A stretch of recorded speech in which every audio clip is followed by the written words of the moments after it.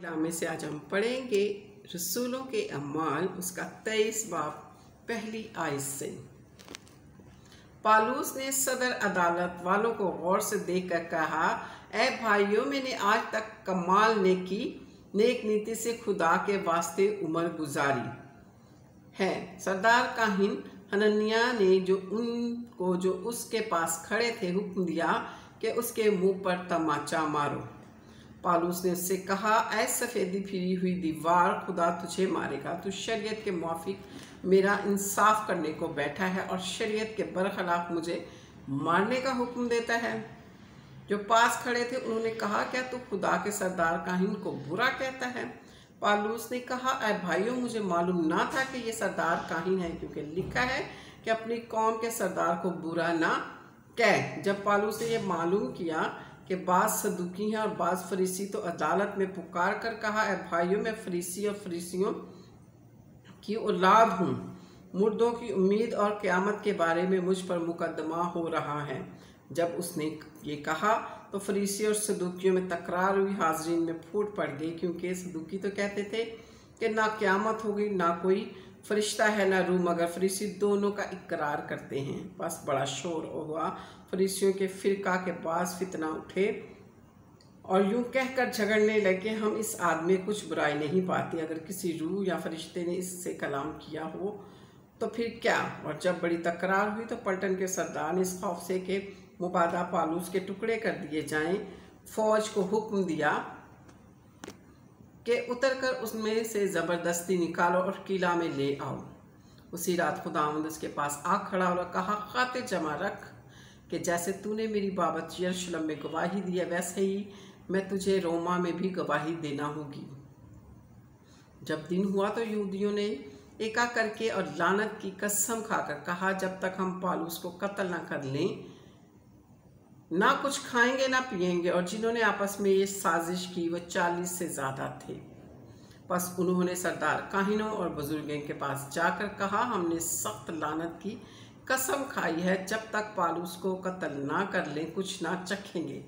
बस अब तुम सदर अदालत वालों से मिलकर पलटन के सरदार से अर्ज करो कि उसे तुम्हारे पास लाए, गोया तुम उसके मामले की हकीकत ज़्यादा दरियाफ्त करना चाहते हो। हम उसके पहुंचने से पहले उसे मार डालने को तैयार हैं। लेकिन पालूस का भांजा उसकी खाक का हाल सुनकर आया और किला में जाकर पालूस को खबर दी। पालूस ने सूबेदारों में से एक को बुलाकर कहा, इस जवान को पलटन के सरदार के पास ले जाइए, इससे कुछ कहना चाहता है। बस उन्होंने उसको पलटन के सरदार के पास ले जाकर पालूस कैदी ने मुझे बुलाकर दरख्वास्त की है कि इस जवान को तेरे पास लाऊं कि तुझसे कुछ कहना चाहता है। पलटन के सरदार ने उसका हाथ पकड़कर अलग जाकर पूछा कि मुझसे क्या कहना चाहता है। उसने कहा, यहूदियों ने एका किया है कि तुझसे दरख्वास्त करें कि कल पालूस को सदर अदालत में लाए, गोया तो उसके हाल की और भी तहकीकात करना चाहते हैं। लेकिन तू उनकी ना मानना, क्योंकि उनमें 40 शख्स से ज़्यादा उसकी घात में हैं, जिन्होंने लानत की कसम खाई है कि जब तक उसे मार ना डालेंगे ना खाएंगे ना पिएंगे। और अब वो तैयार हैं, सिर्फ तेरे वादे का इंतज़ार है। पर सरदार ने जो जवान को ये हुक्म देकर रुखसत किया कि किसी से ना कहना कि तूने मुझ पर ये जाहिर किया। और वो सूबेदार को पास बुलाकर कहा कि वो 200 सिपाही और 70 सवार और 200 नेज़ा बरदार पहरा रात गे कैसरिया को जाने को तैयार रखना। और हुक्म दिया कि पालूस की सवारी के लिए जानवरों को भी हासिल करे, ताकि उसे फैक्स हाकिम के पास सही सलामत पहुंचा दें। और इस मजमून का ख़त लिखा, कलदूपस और सियास का फीस बहादुर हाकिम को सलाम। इस शख्स को यहूदियों ने पकड़कर मार डालना चाहा, मगर जब मुझे मालूम हुआ कि ये रोमी हैं तो फौज समेत चढ़ गया और छुड़ा लिया। और इस बात के दरियाफ्त करने का इरादा करके कि किस सबब से उस पर नालिश करते हैं, उसे उनकी सदर अदालत में ले गया। और मालूम हुआ कि वह अपनी शरीयत के मसलों की बाबत उस पर नालिश करते हैं, लेकिन उस पर कोई ऐसा इल्ज़ाम नहीं लगाया गया कि कत्ल या कैद के लायक हो।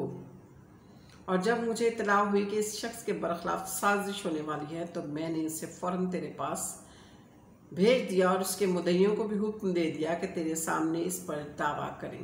पर सिपाहियों ने हुक्म के मुआफिक पालूस को लेकर रातों रात इनपिंतरस में पहुंचा और दूसरे दिन सवारों को उसके साथ जाने के लिए छोड़कर आप किला को फिरे। उन्होंने कैसरिया में पहुंचकर हाकिम को खत दे दिया और पालूस को भी उसके आगे हाजिर किया। उसने खत पढ़कर पूछा कि ये किस सूबे का है और मालूम करके कि कलकिलिया का है उससे कहा जब तेरे मुद्दई भी हाजिर होंगे तो मैं तेरा मुकदमा करूंगा और उसे हेरोदेस के किला में कैद रखने का हुक्म दिया। पाक कलाम के पढ़े और सुने जाने पर खुदा उनकी बरकत हो, खुदा उनका शुक्र हो। आमीन।